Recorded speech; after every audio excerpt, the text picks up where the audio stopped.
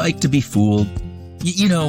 Hoodwinked, tricked, duped, misled, bamboozled, conned.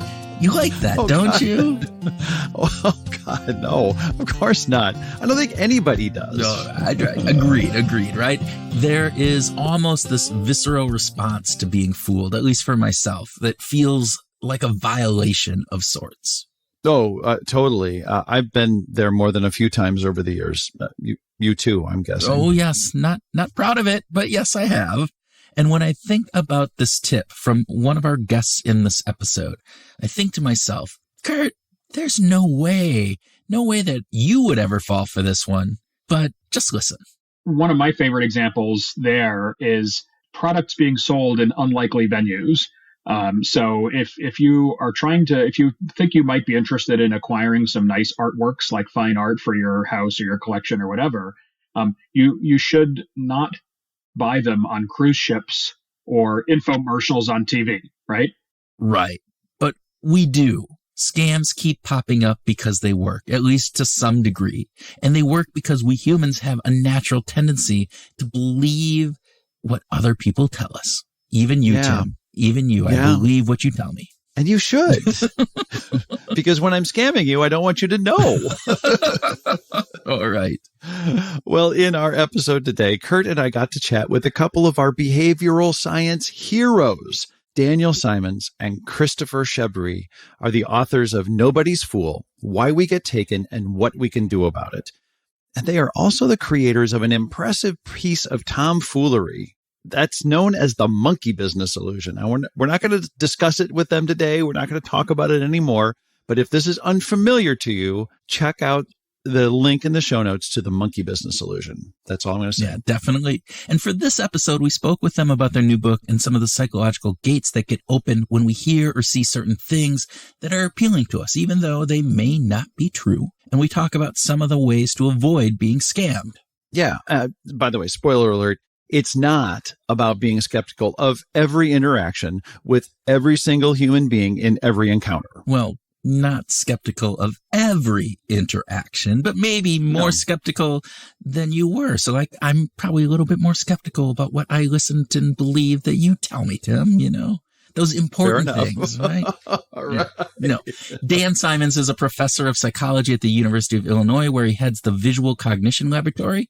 Because the implications of his work are so broad, he has a courtesy appointment in the Department of Advertising and the College of Business. His research explores the limits of awareness and memory, the reasons why often we are unaware of those limits, and the implications of such limits on our personal and professional lives. He is a very, very fine researcher. Yeah, and cool guy. Cool guy. They both are cool guys. Yeah. Yeah. And Chris Chabris is a professor and co-director of the Behavioral and Decision Sciences program at Geisinger Health System, where he is also the co-director of the Geisinger Behavioral Insights team. Now, previously, Chris taught psychology at Union College and a little place up in Cambridge called Harvard University. No, I think I might have heard of that. Yeah, probably. And he's been a driving force in helping us understand the limitations of our decision-making. All right. So with that, Groovers, we invite you to sit back with a cool drink of skeptical reasoning and listen to our conversation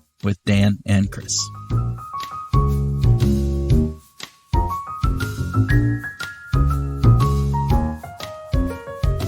Daniel Simons and Christopher Chabris, welcome to Behavioral Grooves. Thanks for having us on. Yeah, great to be here. We are so happy to have both of you here. This is really a treat for us. And we're going to start with a speed round for both of you. Let's start with Dan on this one. Coffee or tea? Coffee. Unless I'm in Britain and it's breakfast time. But otherwise it's coffee. Context dependent. Okay. Yeah. All right. Chris, where are you on coffee or tea? Entirely on the coffee side, but I'm trying to cut back a little bit. Okay. Whereas I am not. All right, Dan, you and me together here. I used to be there, and I'm just like, I needed it. I had to go get an extra cup before this here. All right. Again, to both of you, we'll start this time with you, Chris. Dinner with your favorite actor or musician? You mean I have to pick actor or musician, or I have to give an actual name? Well, let's start with the category. No, just actor or musician. We don't. We'll let you flub on the name at this point. Oh, I don't know. Wow, that's a tough one. I guess I'd have to go with. Boy, that's a tough one. I guess I'll go with musician just to keep things rolling. Okay. Well, I hope this is the hardest question that we have today. There you go. All right. Dan? Yeah, I'm stumped. I'd say actor. Actor. Yeah. Okay. But I have no idea which actor. Okay. So we won't dig into who on either of these, but we got there. All right. Okay. All righty. So I'm going to direct this one towards Dan. In Brave New World, Aldous Huxley famously claimed that 62,400 repetitions make one truth. Was he pretty close to being correct in that calculation? Well, I mean, it probably would make a truth, but I don't think you need that many. Yeah. He doesn't need that many. Yeah. No, I mean, there's a phenomenon that we talk about in the book called the illusory truth effect. Yes. Where really just one repetition sometimes can change how much people believe something. Whether it makes it a truth or just shifts people's belief a little bit is a difference. But yeah, repetition works. Yeah. Excellent. I found that part was surprising to me. I knew that repetition, obviously, that is a piece of kind of people believing things. But that was, anyway, we can talk about that later. This is a speed round. We got to get there. All right. We're going to go with Chris now here. True or false? Once a result is accepted into a peer-reviewed literature, 10 times as much evidence or more can be required to get a contrary finding published. I would say absolutely true. Although, of course, it really depends on, exactly what finding and what the evidence is and so on. But yes, generally it takes a lot more counter evidence to rebut something than it does to get it established in the first place. Yeah, which is really an interesting facet that you guys bring up in the book. And we are talking with Dan and Chris today about their new book called Nobody's Fool, Why We Get Taken and What We Can Do About It. And so with that, I just want to start with, actually, let's go, Chris, back to you again. What were you hoping for readers to get out of this book? Obviously, you guys have written books together before, but what was the impetus for this book and what were you hoping readers to get? Well, I'd say the impetus for this book was we wanted to write another book because the first one we liked quite a bit, and I think we liked the process of writing it. I certainly enjoyed writing it as compared to working on, all the other things that academics do and so on. It was much different, and I've always liked trying to explain what we know and what we don't know, for that matter, to a broader audience than just our colleagues.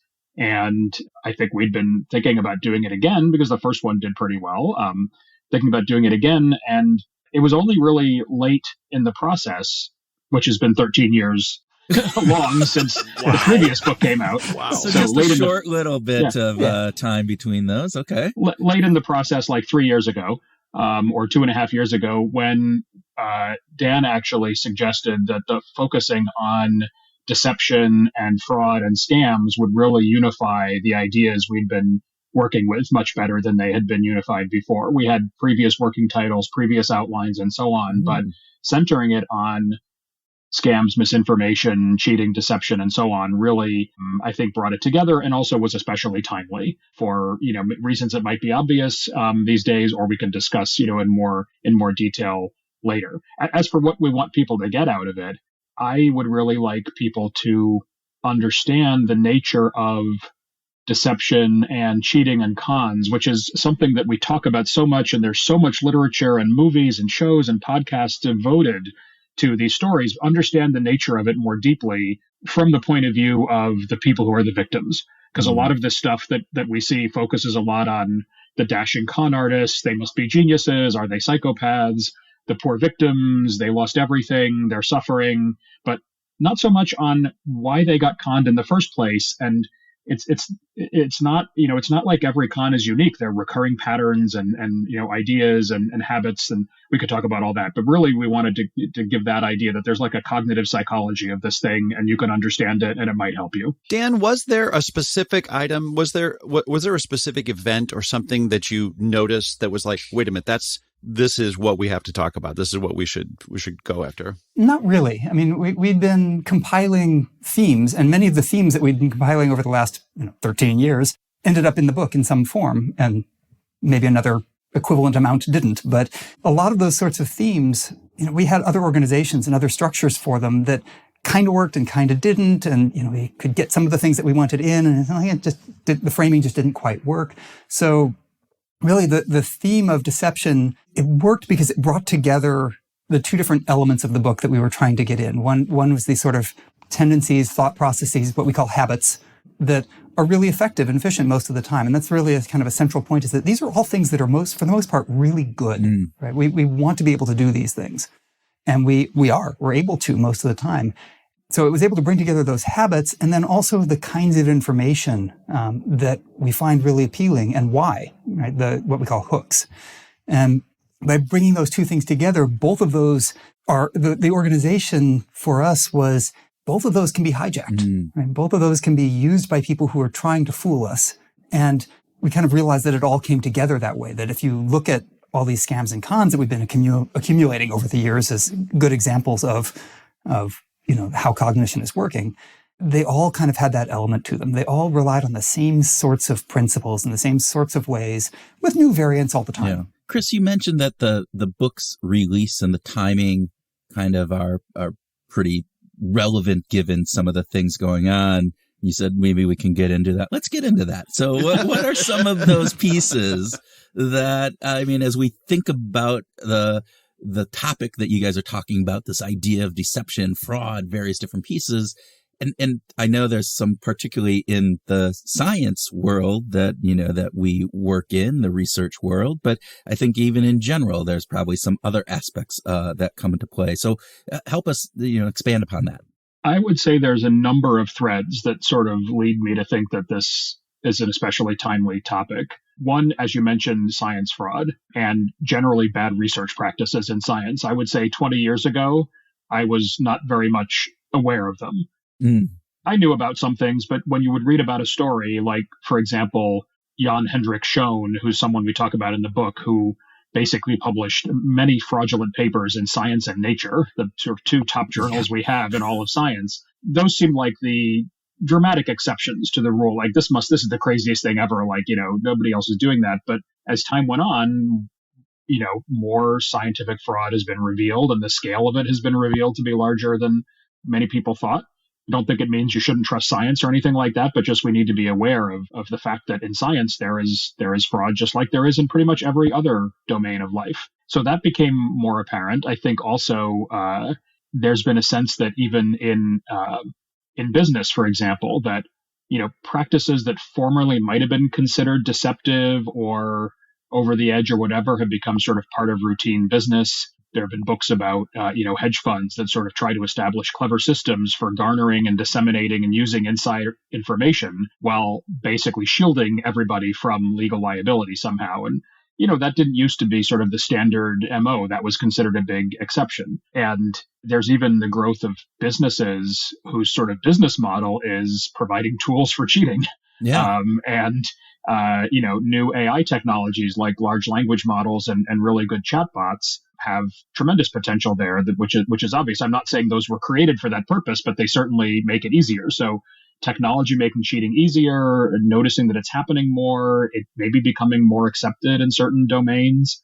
And of course, the spread of course, I would say the rise of misinformation and disinformation also enabled by technology like the internet. And there are many more probably that I'm not thinking of, but these are some of the things that I think are all, sort of coming together now and make it more important that we be aware of how this works and how we're vulnerable to it. Just to amplify that, over the last few years, of course, we've been dealing with a lot of virtual interaction, right? And that's led to a lot more online presence, and identity theft and things like that are increasing a lot because we're constantly online. The AI thing is going to be, all of these are going to be capitalizing on the same sorts of principles, just in new ways, right? So there's a terrible scam going around right now, and it's not new, but it's more kind of evil in some ways than a lot of the other sort of just make money scams, which is that people target a grandparent or a parent and pretend to be calling on behalf of their kid who's been in an accident or is in some sort of a crisis and needs money urgently.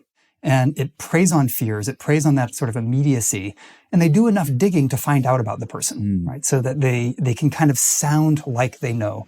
This is the standard tactic for a lot of sort of call center scams. They learn enough about you from your online presence that they can target you.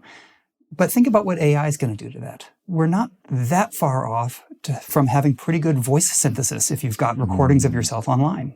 And if you've got good voice synthesis, imagine how much more effective it is if the grandparent getting this call, if the caller has the grandchild's voice, right? It's that much worse. So you have to kind of think about ways of, short-circuiting those sorts of scams and thinking about how they're going to capitalize on your immediacy of fear and or desires. Right? And a lot of scams capitalize on your desires. These are capitalizing on your fears. Got to admit that the book, there's a lot of evidence in the book to makes me want to be more skeptical. To be more careful, right? Which is hopefully one of the reasons why you're writing it is to put the warning out there. But on the highest level, who can we trust? You can trust us. Trust me. Thank you, Mr. Nixon. Anybody that says trust me, that's the people that you can trust, right? We're starting a very long con right now with this podcast. So it's not clear where it's going or where we get at. We don't know where it's going, but we know it's starting. We're playing into your evil scheme. Exactly. No, but Chris, how do we parse that out? How do we sort of say, is there any source that we're just going to say it's likely to be reliable? It's sort of okay to just drop our concerns about this particular source, this particular messenger, for instance. Well, I would say a couple of things. First of all, I think, for any kind of relationship where you think really one ought to be able to trust that person, you can find examples where such people were, scamming and cheating and conning and so on, right? Even in the closest relationships we have, spouses, children, grandparents, and so on, you're going to find examples where that was basically hijacked, and became a vector of fraud and, and cheating and so on. On the other hand, we can't go through life being, hyper skeptics, who never form any relationships with anyone, never believe anything we read, never make any investments, never, whatever. There needs to be some kind of balance. So I'm not sure it goes it goes against our DNA. I mean, that would be really hard to do. Yes, and I'm not sure there's any category of people that you should always trust. Like one might think, religious leaders, but of course there have been some of those who have been completely untrustworthy. One might, so it doesn't go category by category, right? I think part of our message of our book is that all of us are vulnerable somehow. There's always situations that, where we might be, exploitable, even within our own fields of expertise, right? Someone clever can come along and craft a con like scientific fraud. Scientific fraud cons people who are experts in the science. So it really is about not so much thinking like, when are we safe, but how do we manage our skepticism so that we apply it, when the stakes are the highest. I'll just amplify that, the vast majority of the time, we can trust people, right? These scams wouldn't work if we were always skeptical of everybody all the time, and we couldn't function if we were always skeptical of everybody all the time. So they only work because, of course, most of the time people are honest. Most of the time people are not trying to fool us or steal from us. It's most people are good. So, if you kind of take the message that you should always be skeptical, that's absolutely the wrong message, right? That the vast majority of the time, it just doesn't matter that much, right? And it's really being aware of those times when it does matter, when the consequences are big, that we need to be maybe a little bit more skeptical. I thought for sure you guys were going to say politicians. We could trust them pretty much every single time. Don't worry about them. Other people, maybe not so much. But, but all right, I guess that's not the case. So I do want to get into some of the, as you guys mentioned before we got on air, you said lots of people were asking about the last couple chapters. And again, a lot of that is around the scientific community and some of the pieces that were coming up there. So as we think about the replication crisis, and, you can call it crisis or just the, what's going on within science overall, you write about like how this is going on, but is there anything that we can do to kind of look at first? Can you describe how you guys think about this? Cause it's slightly different than I think, lots of people that are out there that are talking about the replication crisis as we go. And then talk a little bit about, some of the things that you bring up in the book and how we can remedy this or ways that we can be thinking about this, at least in a different manner. And Dan, why don't you start with that? Yeah. So, this is something I've been thinking about and working on for many years, right? So I actually edited one of the psychology journals that was recently founded that focuses on things like reproducibility and methods. And I think a lot of people view this not so much as a crisis as an opportunity, right? Yeah. I view it as the credibility revolution, right? That these problems have been around, right? It's not like they've suddenly emerged, right? These are problems that we've had in the literature, not just in psychology, but in pretty much all of the sciences. It's psychology is among the first to kind of introspect and realize that there was a problem. But this is true in every field that anybody's looked at, that there are problems with credibility due to questionable methods and reporting and analysis practices. But I'm actually really optimistic for the first time about this. I've known about these problems for going on 30 years. If you look back in the history of statistics and methodology, which is very exciting literature. But if you look back into it, every 20 years or so, people raise the same concerns. Right? This is not a new phenomenon, but they never caught on. And this is one of those times where the mass communication, the internet, the ability to communicate and identify criticisms publicly and quickly has radically changed how the field is viewing this. So this time it caught on. Yeah. Right? People realized, okay, there actually are some big problems. There was a confluence of a whole bunch of events at once that kind of triggered this sort of reflection. And I think there are solutions, which is the great part. Right? There are some great tools now for making science more credible. So talk a little bit about some of those tools and Sure. Yeah. I'll let you go on. Yeah. Yeah. I mean, any tool has flaws. Any tool can be gamed, right? Any criterion can be played. But there's some techniques that kind of work the way we think science works and the way that most people in the public think science works. So most people think of science as, hey, you have this idea, you have this hypothesis or theory that you want to test. Right? You set up an experiment and you lay out, hey, if it comes out this way, that's going to mean this. If it comes out this way, it's going to mean this other thing. Let's see where the evidence takes us. And that's not how science has worked most of the time. Most of the time, people kind of have a rough idea. They collect some data. They think about a story they can tell with the data, and then they tell their story and kind of link it all back together after the fact, which we now know is really problematic. So there's a new model of publishing that's emerging called registered reports. And the whole idea is you write out the introduction for your paper, motivate what you're going to do for your study. You write out the methods and say, here's what we're going to do. And then you write out how you're going to analyze the data and what different patterns of results would tell you. And that's what gets reviewed. That's what gets peer reviewed, because then you're evaluating, is this a study that's going to provide compelling evidence one way or the other, right? So that's the stage of primary review. And for anybody who's done kind of a master's thesis or a PhD thesis, that's what happens there, right? You propose what you're going to do. Your committee says, nah, that's a dumb idea. Let's fix it and do it this way. And then you do it and you get your end result, right? And that kind of ends up being the thesis regardless of how it came out. Well, this move to change how publishing works is taking off. This sort of model first started around 2013 or so, and now there are more than 100 journals that accept this sort of research format. Some of the major journals are starting to.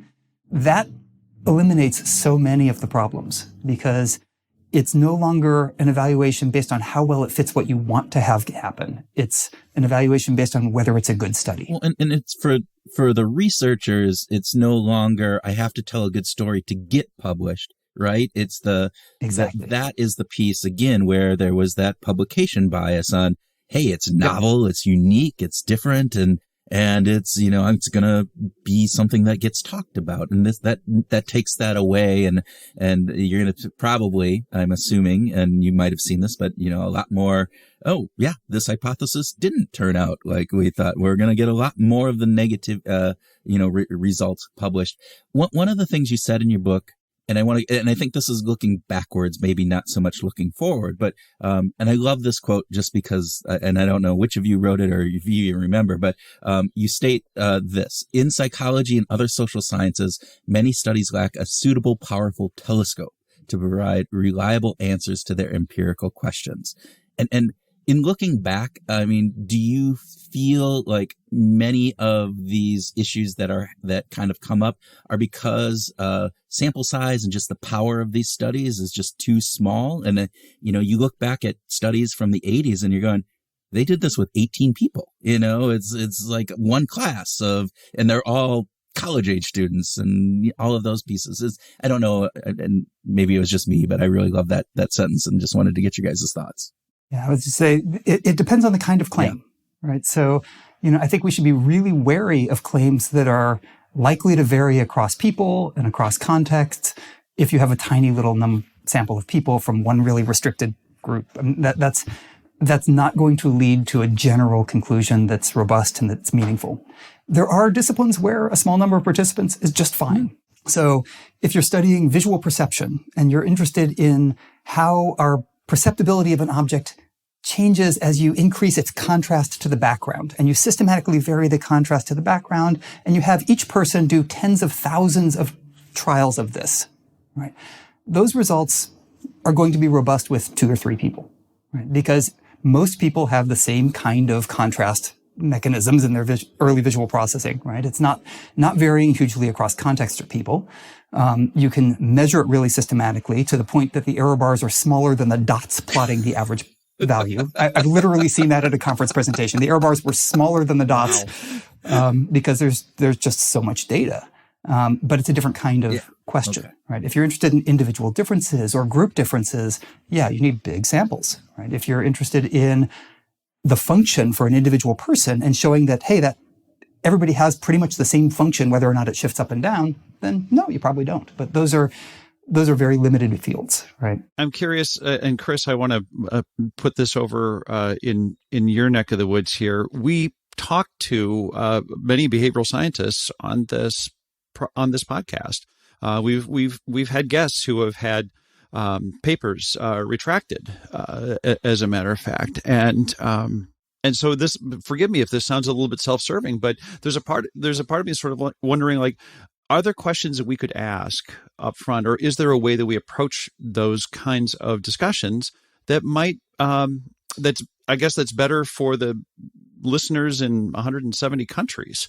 No, I'm really curious about to go back and listen to those interviews and figure out who those folks were. That's a really good question. I think it's not always obvious when, some kind of data fraud or image manipulation or whatever has happened. But there are, some signs that you can look at in the papers to sort of detect certain kinds of fraud. Now, whether you then want to begin your interview by throwing that back at the guest and saying, I noticed in table 2 of your recent paper, that there's p-values are all suspiciously close to 0.05, and they're never like 0.01 or, I don't really know how you want to approach that with the guests, but certainly there are some signs that, that fraud may have occurred, but they're not necessarily easy to find. Like, for example, going back to image manipulation, right? Often image manipulations that are done, and image manipulation happens when a figure is published in a paper that doesn't represent the true results of the experiment that it's purported to represent, but it's some kind of modified image from a different paper or a different experiment or something that is made to look like it would have looked like if those results had come out that way. Those can take real experts to tell, how they're similar to others, how they were changed, and so on. That's not necessarily easy. And some of the scientific fraudsters who had the greatest number of papers retracted were sort of, detected by looking at fairly subtle characteristics of data, like correlations among, variables that weren't even necessarily published in the main, part of the article. I would love to hear what Dan's tips are for sort of just detecting fraud in papers or in interviews for that matter. But the one thing I would say is right when people before hearing what Dan says, when people have too good a story and everything they tell you like worked out exactly right, and all their results are significant and none of them fail and so on, like that should be a sign that something weird is going on, because in the human sciences, like things don't usually work that way. There's too much variability, Yeah. especially with small sample sizes, to get such consistency, right? At that level of consistency should really start to open your mind to the possibility that something else is going on here besides what the story is that we're being told. Yeah. Dan, before you answer, I just want to expand that just beyond fraud even. It just is in some of these cases, I don't think, I'm pretty confident that it's not fraud. It just is they've papers that didn't replicate in various different pieces. And I think we're much more likely to probably interview those people, hopefully, as opposed to fraudsters. But well, when you said retracted, I sort of immediately assumed that fraud was involved, because that's true. Yeah, usually you don't retract a paper merely because someone else couldn't replicate it. I mean, maybe because you couldn't replicate it, you might retract it, but then usually, even then, there's a suspicion that something went wrong, in the initial process, not that it was just like an accidental, false positive. Yeah. And I think it's very dangerous to associate fraud with false results, right? Results that just don't hold up. And because fraud implies intent, right? Yeah. Especially earlier, I mean, now there's a gray area, right? Now we know what practices are questionable. But if you go back before, say, 2010, right? A lot of people were trained to use practices that we now know are bad, right? That we now know are much more likely to generate false results. They're just not going to be true. And just because you found a P less than 0.05 doesn't mean it's true. And people didn't understand that. People took P less than 0.05 as truth, even if they fudged things around a lot to get to that 0.05. P hacking going on that wasn't necessarily, as you said, they were taught that way, right? And even unintentional P hacking, right? Even P hacking also implies intent, that's right? true. You're deliberately trying to. I think a lot of people just didn't realize how, we threw out outliers that were way far out, but that didn't get the result we want. So let's throw them out when they're a little closer. Right. And forget that you've changed and looked at it multiple ways. That alone can increase your false positive rate. But people had no idea that all of these sorts of practices, and I think a lot of people, you could say, they just didn't know, right? They weren't trained in modern methods and statistics. They just didn't know. They were trained by their advisors who did the same thing, right? So I think that's the danger is, assuming that there was bad intent. I don't think there necessarily is. It's often just people don't remember what it was that they did exactly, report it the way that they, the story that worked nicely 2 years later, right? The other thing that has changed a little bit, though, is now that people are aware of these practices, if they continue to do those things, then we're into a gray area where there's some intent. And, you never know whether they're just still oblivious or whether it's willful blindness or whether it's, intent. But, so I tend to prefer staying away from accusing of fraud or misconduct, instead, say, using questionable practices, right? Because those questionable practices might, if there is intent behind them, become fraud, or they might just be bad research practices, or they might just, and occasionally you just get a result that's wrong, which should happen some of the time, right? Even if the research is perfectly done. If you do the same study a whole bunch of times, unless it's an absolutely massive study, if you do it over and over again, some of the times it's just not going to work by the definition of working. You bring up this idea of how they were trained, how the researchers were trained, and their colleagues. There's sort of a question of, I don't want to make this sound too harsh, but sort of accountability. Like, at what point do the PhD advisors play a role in making sure that the PhD students are just being more careful and being more thoughtful, and sort of the committee is saying, well, wait a minute, why, just because we've got a P less than 0.05, why is that okay? What does is there a sort of enough pushback early on to sort of breed an environment of we're going to be more rigorous about this? I think these days the problem goes in the other direction. It's normally the advisors who are the problem, and the younger researchers, the earlier career researchers who get it. Right. So, imagine you're in a lab that has, 8 grad students and a couple of postdocs. And the only time you ever get sort of positive feedback from your advisor is when you bring in a result that's perfectly what they want for their theory. Right. What's the incentive structure there? Right. That's a really hard problem. So, I think the field's changing in that way. But I think that was probably the source of a lot of the questionable results in the literature, that people are setting up an incentive structure where you have to bring in the next big flashy thing, and that's what generates excitement. And if you don't get that, then you didn't have flair and you weren't able to, do good work. Yeah, I think I'll make 2 points. One is there's always the tension between individual choice and the so-called incentives, right? And, it's kind of incentives all the way down, right? Because if your salary is based on your ability to get grants, your ability to get grants is based on your ability to generate positive results. Your ability to generate positive results is based on your ability to have grad students who bring you, right? It's like there's incentives all the way down, but that's to me like not an ultimate excuse, because you could justify almost any behavior by saying there were incentives.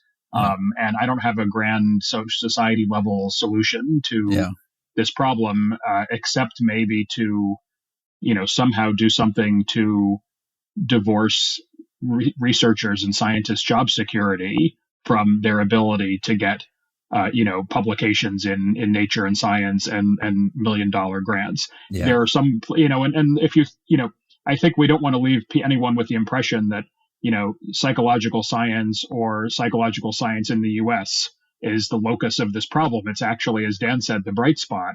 If you compare, sad to say, medical research or, scientific research in certain other countries where researchers are literally paid per paper they get into certain top journals based on the impact factor, which is a much more attenuated relationship here in the U.S. than it is there. You see the problem magnify, and also the training is worse, I would say, in many of these other fields, right? So there are papers showing how in neuroscience, elementary statistical errors have been made for decades that at least psychology researchers are taught not to do in like the first month of their stats course, right? I'm referring to like not testing for an interaction, but claiming that, the presence of one effect and the absence of another, at the statistical threshold sort of shows you an interaction. But there's many examples like that if you look at the exciting literature on statistics and, and so on that Dan pointed out, you can find. There are a lot of interesting papers which are interesting because they point out how many times in respectable publications these standards are violated, but it's worse outside of psychological science really than within. So in part of my other work, my day job doing actual scientific research instead of writing about it, I have been making sort of the conscious attempt to commend people on our teams for doing a great analysis, executing a great study, like doing everything perfectly so that we have confidence in the result, whatever it is, right? That's really what we should be, emphasizing is like, let's make sure that the experiment answers the question, or at least gives us data that, we can interpret clearly, as opposed to giving, quote, the right result. Yeah. Go ahead, Dan. Another thing related to this is normalizing that it's okay when things fail and it's okay to be wrong, right? And this is actually something that Chris has done a lot on with a paper about this. You should talk about that, Chris, because it's your paper.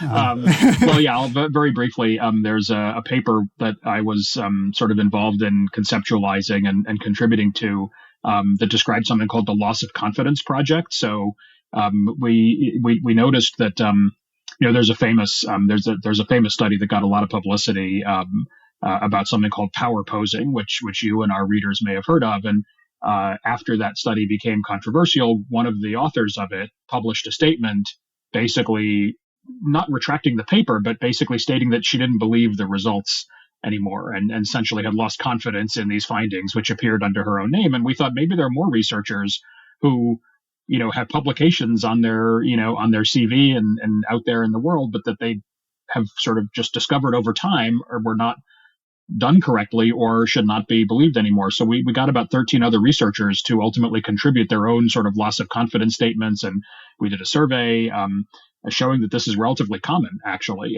Just as sort of questionable research practices are more common than people thought, I think researchers no longer having confidence in their own studies is somewhat common. And as Dan says, we should try to normalize it and make it acceptable to admit that, rather than having to sort of project this unreasonable confidence that everything you've ever published must still be correct. Does it come down into self-identity too for some of that, though? I mean, people put a lot of time, energy, their reputation. I am this person, right? Along that line. How much does that play into what, that kind of hesitancy to kind of go, I don't believe this anymore, and I believe something else? It's hard. I mean, saying that you're wrong is hard, right? And acknowledging that you're wrong is hard. I mean, it's what we're supposed to be trained to do as scientists, but we're also people, right? That, if you've spent the last 15 years of your career promoting an idea and the evidence starts undermining it, it's really hard to say, nope, I was wrong for those 15 years. Yeah. Right. All of that work that I did wasn't right. That's a not trivial thing to do. And if you want a sign for like who you should trust, going back to an earlier question, maybe people who routinely admit when they're wrong might be, a positive signal. It's true that some cheaters are clever. Like some of them will do things like, deliberately create a situation to show that they made a mistake or something like that, in order to sort of gain your confidence, gain your trust. But if someone routinely does it in contexts where it doesn't seem like they're running a con, or they're not trying to sell you something, they're not trying to persuade you of something, but they're just that kind of person over long enough interactions, I would say you might be able to trust them more often. Their statements probably are better calibrated to reality if they're willing to admit they might be wrong. Here's another sign, right, along the same lines. Do people constrain their claims? Oh. So in psychology, we often do studies on a bunch of undergrads. But even then, even when we broaden it beyond that, if you look at the titles of papers and the abstracts of papers, you would think that these tiny little effects apply to the universe at large in all contexts, in all situations, and they're totally unconstrained. And looking for the willingness to constrain your claims, say, okay, we know that this applies for this population under these conditions. We think it might for these other ones, but we don't know. That should give you more credibility, right? Because you're basically saying we don't know, when instead of trying to oversell it. When something gets hyped, right, in the media, and we see this all the time in psychology, you end up seeing a press release that makes these amazingly grandiose claims. This is the first paper to ever do this. And look how important this is. And more often than not, it's nonsense, right? It's a tiny little twist on something that was fairly well established. And even then, it's like, okay, it's a contribution. Make it just a contribution. Don't make it the end of, the greatest discovery, in the world. God, thank you for sharing that. That's a great little epistle to as a soundbite, just to kind of keep in my mind. Chris, I want to ask you about the bullshit receptivity that you guys talk about, because first of all, it's a great title. I mean, it's good. It's always good to use catchy names, and bullshit receptivity is a pretty catchy idea, but it's an important one. And so could you tee it up for us? Tell us a little bit about it. And Dan, you might have some thoughts about why it's so important as well. Yeah, I want to start by saying that we did not invent that phrase. That comes from a paper by Gordon Pennycook and David Rand and maybe other co-authors. I forget. And you should definitely have them on if you haven't ever before to talk about this. But but in a nutshell, I think it's an important concept when it comes to being cheated and scammed, because one of the ways people can convince us of things that aren't true is by feeding us bullshit as opposed to actual useful information.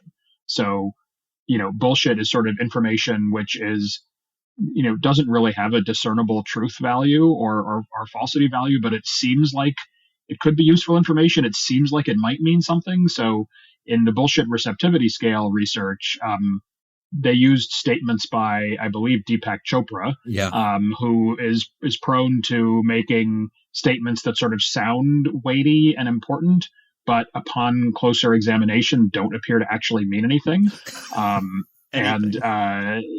They're almost they're in a way sort of like a forerunner of stuff that a language model could have created, maybe, on a bad day. Right. And what the research found was that if you give people a bunch of these statements and ask them to evaluate them, some people are sort of find more meaning in them than others do. And those people also have some other characteristics. I think plausibly they might be more likely to be influenced by certain kinds of marketing and other appeals and cons and so on than people who don't appreciate that kind of language, as much. I was going to say, one of the real challenges, one of the things we emphasize a bit in the book is the need to sort of ask one more question at times. So before forwarding that meme or that story that sounds exactly like what you want to believe, just pausing for a second, saying, is that really true? Yeah. right? And just like, what evidence would I need to know if that were true? Can work in a lot of times to just slow you up just enough that you stay uncertain. But the problem with bullshit is you can't ask that question. Right? Is that really true? Doesn't really have a yes/no answer, right? So you end up not being able to, dismiss it as easily. So it is a sign. You can tell that something is bullshit if you couldn't answer, is that true? And you can't say yes or no. Yeah, it might not be. If you say, could that even be false? And the answer is, I don't know. Like, if there's no possible truth value, true or false, right, then maybe it's bullshit. Right? Well, you also talk about this tips on evading selection, kind of this piece. And when I read this, I'm like, oh, this sounds like a Talking Head song lyric, right? You talk about... You might ask yourself. Exactly. What am I doing? How did I get here? Right? Those help our listeners understand some of the tips that they can be thinking about and what you can bring up from that perspective. One of my favorite examples there is products being sold in unlikely venues. So if you think you might be interested in acquiring some nice artworks like fine art for your house or your collection or whatever, you should not buy them on cruise ships or infomercials on TV. Right. So, and those are two very specific tips, that you can take from this book. And if nothing else, maybe those will save you a lot of money, because it turns out that there were, businesses selling, these supposed giclée works, which are sort of machine printed reproductions of works, but maybe slightly embellished by the artist or signed by the artist, to indicate that it's a signed limited edition. And it turns out in some cases there's true fraud where the artist's signature is being applied by an automatic pen and they don't even know what's going on, or the artist's signature was applied to the paper maybe years before the work was printed onto it, and so on. So in no sense are they really associated with the artist in the sense in which you might, derive, some kind of value from it. And those are often sold in these sort of a little bit dodgy venues, right? So, what am I doing here? It can be a question that tells you, like, why am I buying art on a cruise ship? I should be buying art in an art gallery, or maybe in an auction, or maybe from a reputable seller online even, or something like that, where there are, ways that you can try to verify the authenticity. Of course, fraud can happen in any kind of art venue. And in fact, the art world is sort of especially prone to fraud because art is a good way of laundering money and hiding assets and, and so on. But it's also a good venue because a lot of the cognitive issues we identify in the book, can apply to our being taken in, by deception and in art. But what am I doing here is sort of, and also why me, right? Yeah. So when you get one of these crazy emails that has typos and grammatical errors and so on, and you think this is the dumbest thing I've ever seen, well, you're just discovering that the scam is not targeted at you. Like, you are not one of the people who they don't want to engage you. They want you to throw it away. Because if you bother to engage with them, you're only going to waste their time, right? That they could be productively scamming someone, more vulnerable. Whereas you're talking to them, you're never going to send them money because you can tell this is a scam. If you engage, you're just wasting their time. And that's, in fact, a way to try to, fight back against these folks, is to waste their time, by interacting with them, but then never following through. Yeah. I mean, phishing emails are basically a more mundane version of the, buy art on a cruise ship model, right? That they purport to be legitimate, right? And if you're not pausing and saying, wait, why would I get an email from my department head asking me to buy gift cards, right?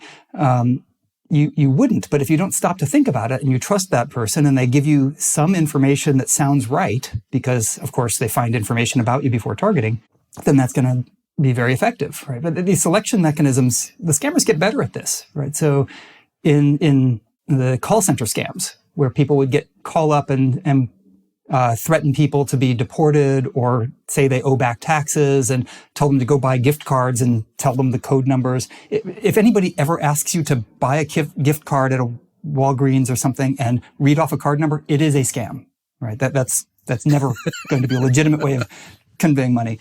But people are afraid, and they catch people who are not aware of the sorts of risks, and there are lots of variants of these, but they've gotten better and better. So now what they do is they use robocalls. So rather than sending an email with a whole bunch of, gibberish in it to try and filter, they use robocalls and give a callback number.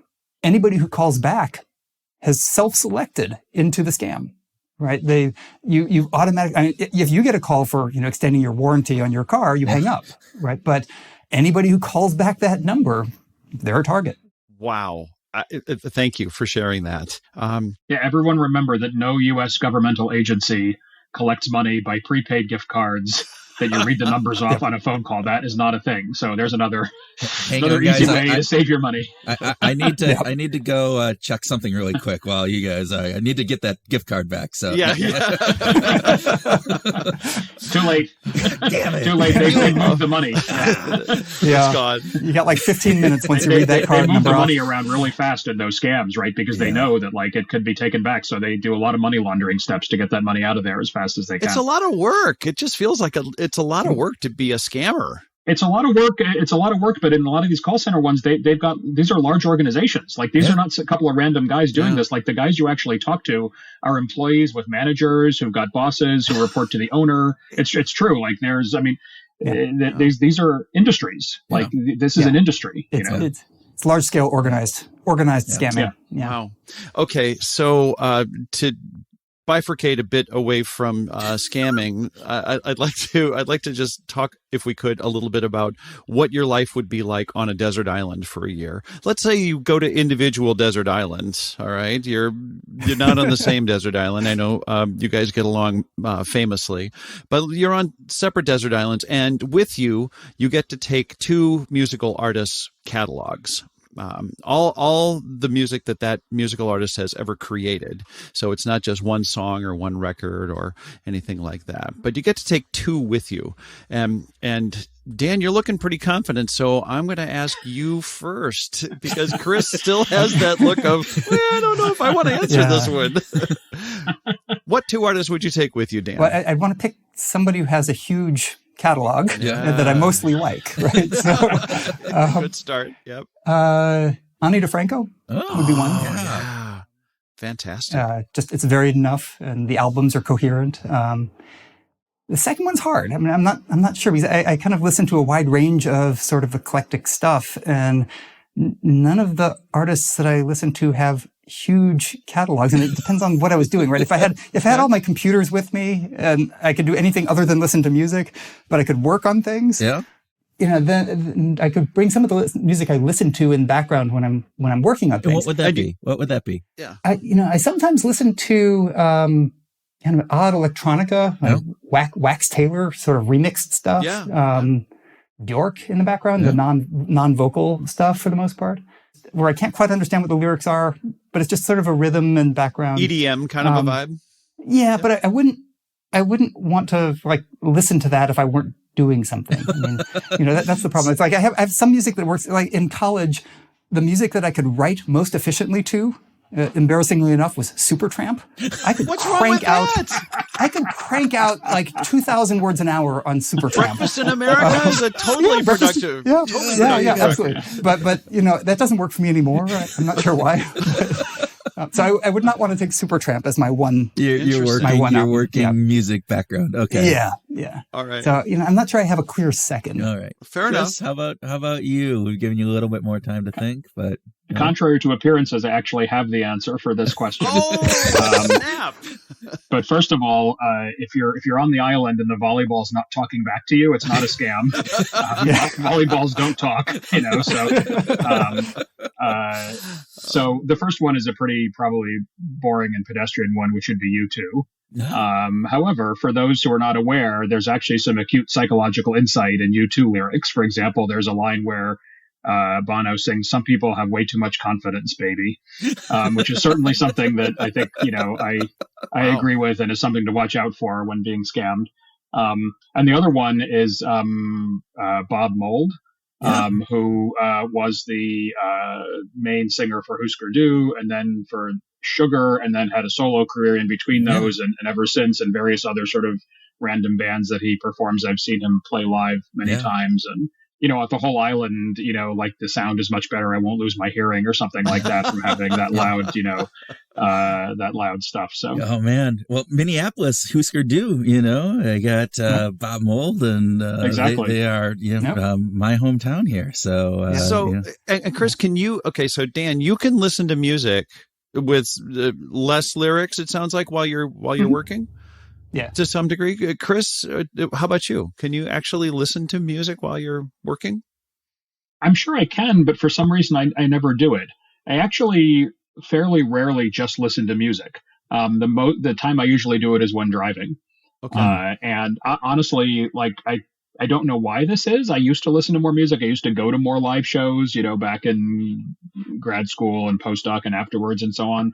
I think it's just sort of part of some kind of aging process. Like you sort of start to pay less attention to, what's coming out. So, but sometimes, especially when I'm driving at night, I think it's really good to have some loud music playing to, to help with the attention and so on, because listening to audiobooks is great, but they can put you to sleep sometimes, and you don't want that while you're in the car. I've missed exits sometimes by listening to audiobooks because I get so into it, and it's like I'm going, oh yeah, and then it's like, oh wait, I'm like miles past where I needed to turn off. It has happened, yeah.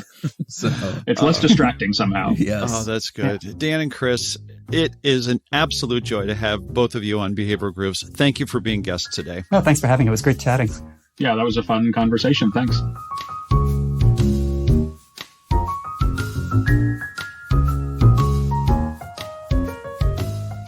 Welcome to the Grooving Session, where Tim and I share ideas on what we learned from our discussion with Dan and Chris, have a free-flowing conversation, and talk about whatever else comes into our tomfoolery brains. Ooh, I love that. Tomfoolery. We get fooled. We're fooled often. I'm fooled often. Do you have a great story about when you got fooled? Do you want me to go on one and on and on one and of the on greater for ones. hours? I don't know. I mean, I've gotten taken. Well, you tell the story of your painting, your Bali painting. What was So Katie and I are in Bali, and we asked the driver to take us to a fine art gallery, and drops us at a place, and all it has is art, and we like a bunch of it. Some of it doesn't look so great, but we find a little print that we think is really cool.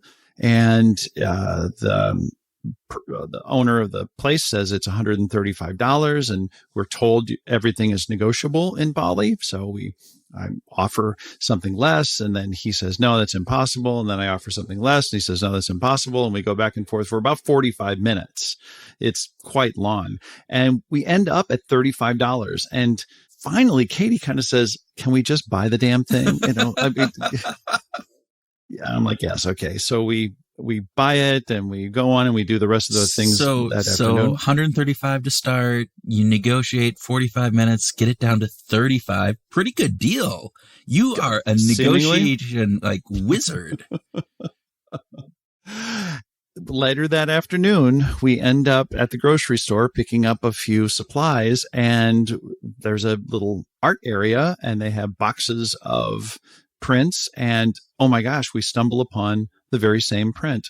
Not only the very same print, but in the very same frame for $8. That fine art and the fine art. It was almost as though you were on a cruise ship, Tim. Almost as though you're buying art on a cruise ship. Just like that. Okay. So enough for personal anecdotes. It does remind me, though, that it's not just about the scammers. Let's actually think about the victims here, about the people who get scammed. I think that so much gets sensationalized. Chris brought this up about how sort of the scammers get the Hollywood treatment. Yeah. The dashing con artists, I think he said. I think that it's worth thinking about the people and their families in retail environments and consumer markets, especially. Like, let's think about them, about the revenue that gets lost, and the faith that we lose in brands as well when this happens. I think this also happens in corporations. I work at an organization that is extremely focused on making sure that there is no retribution for whistleblowers. Mm-hmm. That if you see someone doing something unethical, doing it wrong, not following procedures, that teammates can raise their hand and say, I don't think this looks right. Yeah. And there's no retribution. Yeah, I think that's cool. Going back to the Hollywood treatment, right? It is, the DiCaprio, right? Wasn't he in Catch Me If You Can?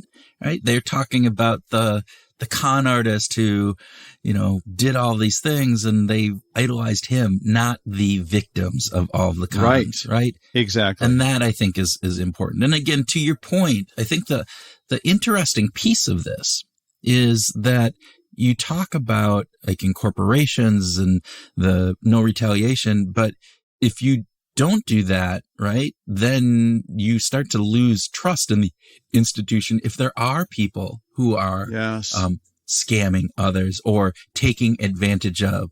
Adam Grant talks about givers and takers, right? And this idea that if you have too many takers and not enough, and then they take advantage of the givers, it leads to a bad culture overall, and a variety of other factors in there. And then you go, the next iteration of this, I think, is in academia, right? In this idea where we talk about, and this, we're going to groove on this on a whole separate issue, the idea of fraud in academia and even just in kind of pushing the limits on some of the stuff. But then, all right, so you're an author who did that, but the implications that has for your co-authors and other researchers and the institution. Yes. Yeah. As well all as that. Just, people like you and me who are out there going, I want to believe. And now I don't believe anymore. Well, so we're practitioners. You are out there proclaiming the messages that you learned through published papers. Yeah. And what happens when that published paper is then removed? You have to go back in and not just relook at what your story was, but represent. Do you go back to all those clients and say, oh, what I told you was wrong? Oh, by the way, we shouldn't have moved that signature line to up front because it doesn't really matter. And, so you just spent, and here, I'll just refund you all this money because you spent it. And that doesn't really happen. So it's hard. And it gets, we tend to think about that from research, but, there's also just those overarching kind of concepts out there that, hey, humans, only use 10% of our brain, right? Well, that's bullshit. And this has been around for a long time. Takes 7 years to digest chewing gum. No, it doesn't. No, that's not how it works. Goldfish have 3 or 5 second attention spans. No, that hasn't been proven, right? It's like one study, quote unquote, comes out, and then you think, oh, well, that's sensational, so it must be true. It's vivid, and then we believe that. Yeah. How about sugar makes kids hyper? Well, yeah, it does. Yeah. Guess what? There is double-blind research that proves that the sugar is no different than the placebo. No. Yeah. No, I know it's come hard. on. It is hard to disengage from things that we accept as truths. And this is the knowing this. That's the other piece, I think, that Chris or Dan, I can't remember who brought it up, this idea of, all right, so you have that initial kind of splashy research that's out there. And then how much, when it doesn't replicate, when it doesn't kind of hold true, how many pieces of information need to come out before that perception gets dislodged? Right.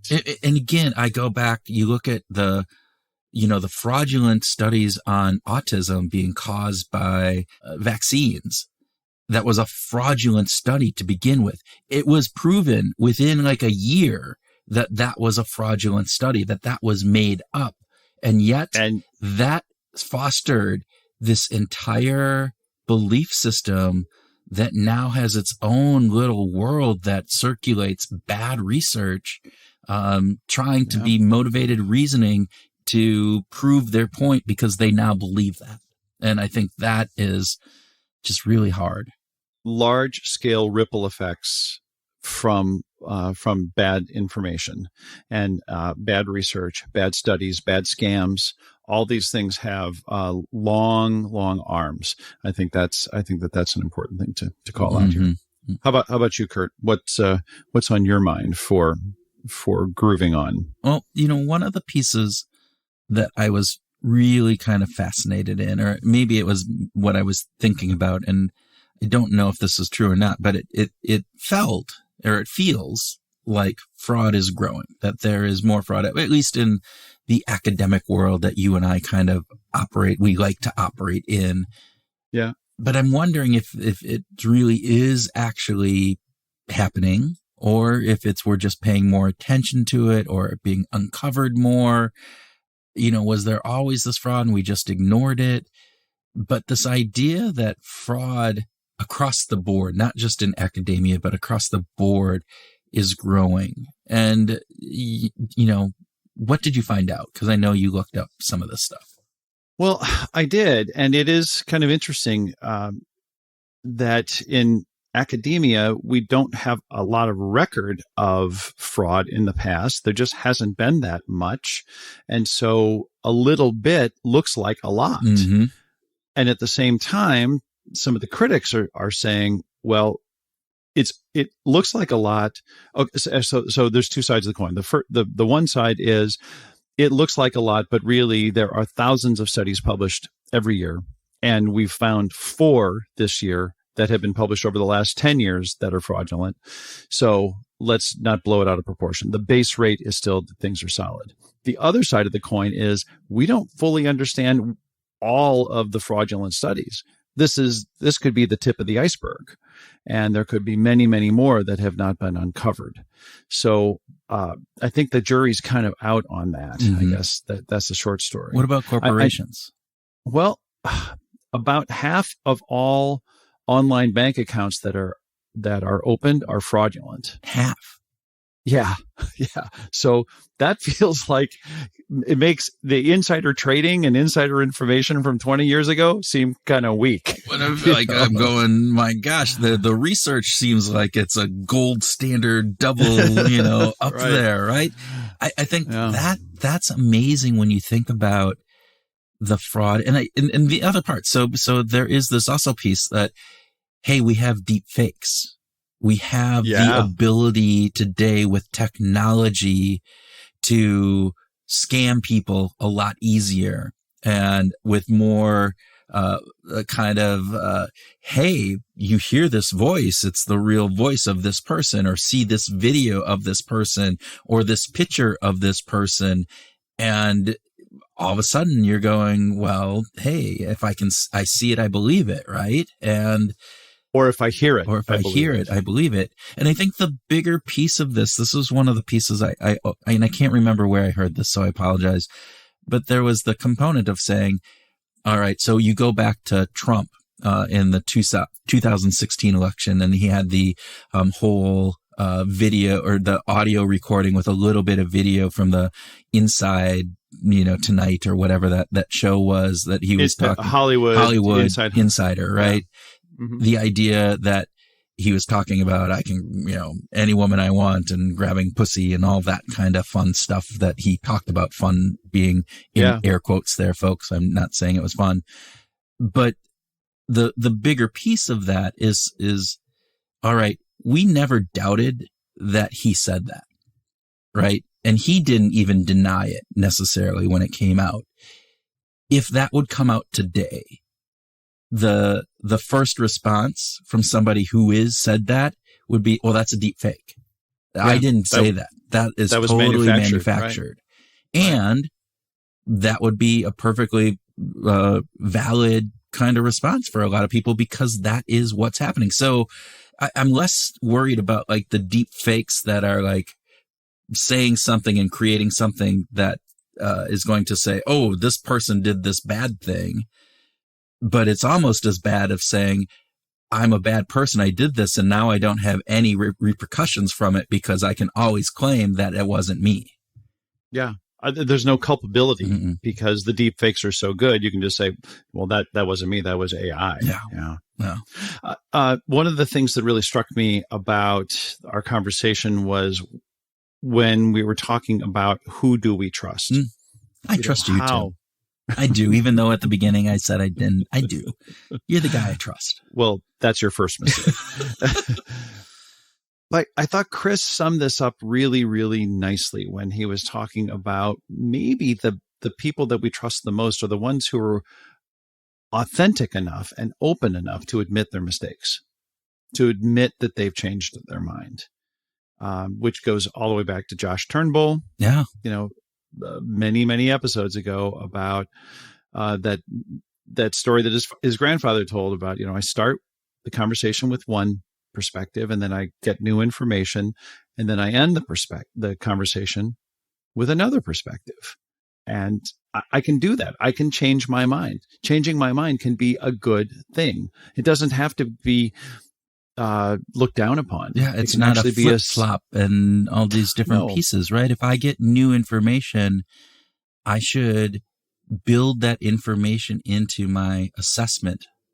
And if I don't, that's actually the bad part. And so to the point, what we talked about earlier, right? We get that first novel experiment. We get that first information about what's happening and we anchor in on that. And that is a big piece to really say, no, we need to just hold that with a little bit of flexibility to say, all right, I will change my mind. I will change my viewpoint if there's contrary information. And the people that do that are the people that we should trust. They're the ones who are out there experimenting, looking, and being around this component. I think that's a really good piece as we think about that. So I just want to let you know I've changed my mind on a lot of things, and I held different viewpoints today than I did yesterday. Just saying. I'm struggling with a couple, man. I agree. Yeah. Okay. Anything else, Kurt? What else? No. What about you? What's your? There was one tip that Chris offered. I think it might just be worth noting that when it comes to how do we sort of manage the skepticism meter, he kind of pointed to this idea that wait to be skeptical on the big issues. Yeah. That's not a bad way to go. Right. Because it could get fatiguing if you're skeptical of everything and everybody all the time. Yeah. So I should be skeptical of the waiter when I ask, should I pick the fish versus the steak? And I should be really skeptical when he says steak, because that's the $50 entree and the fish is only $42. Right. And I'm going, oh, he just wants that extra $8. So I tip him more. I don't think that would be a big enough issue. But you can be skeptical of that, and there's good motivation behind that. So there's a good argument to be made that could happen. But let's focus on the big issues. All right. Look at the sources. Look at where look at the motivations, all that kind of stuff. Yeah, understand. Really think about this from the big piece, and you can be skeptical about the waiter, but that's a lot of mental power and work that you're doing that probably could be better used in other places. Right. If you can afford to be in a restaurant where they're charging $42 for fish and $50 for steak, does it really freaking matter? And the difference in the the quality of your meal at that point. Yeah. So there you go. All right. Well, Tim, I know that for me, this was one of at least 2023's coolest discussions that I've had. You think? Bada bing, bada boom. Right. This was magic on a stick. Yeah, I mean, this was getting to talk to a couple of our heroes. I mean, seriously, it was that, there are literature, research, we're fanboys, and we got to talk to them. And they were terrific guests. Yes. Right.